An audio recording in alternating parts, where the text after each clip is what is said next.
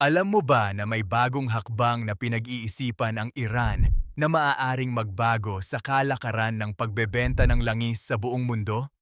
Ang usapan ngayon, posibleng payagan ng Iran na dumaan sa Strait of Hormuz ang mga oil tanker, pero may kondisyon. Ayon sa mga ulat, gusto ng Iran na ang mga kargang langis na daraan dito ay bayaran gamit ang Chinese yuan at hindi ang US dollar. Bakit ito mahalaga? Sa loob ng maraming dekada, halos lahat ng bentahan ng langis sa mundo ay nakabase sa US dollar.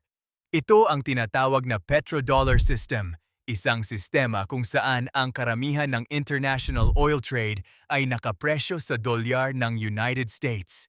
Dahil dito, napakalakas ng impluensya ng dolyar sa global economy. Pero kung ipapatupad ng Iran ang planong ito, maaari nitong hamunin ang matagal ng sistema ng petrodollar. Sa halip, mas lalakas ang paggamit ng yuan ng China sa pagbili ng langis. Ayon sa mga analyst, bahagi ito ng mas malalim na kooperasyong pang-ekonomiya ng Iran at China. Parehong bansa rin ang naghahanap ng paraan upang bawasan ang pagdepende sa US dollar sa international trade.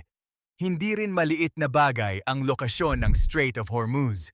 Ito ay isa sa pinakamahalagang ruta ng langis sa buong mundo, kung saan dumadaan ang malaking porsyento ng global oil supply. Kaya kung magkakaroon ng bagong patakaran sa lugar na ito, posible itong magkaroon ng malaking epekto sa presyo ng langis, geopolitics at pandaigdigang ekonomiya.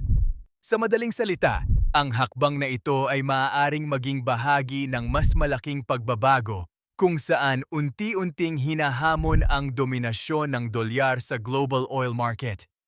Pero ang tanong, kung sakaling mangyari ito, magbabago kaya ang sistema ng bentahan ng langis sa buong mundo?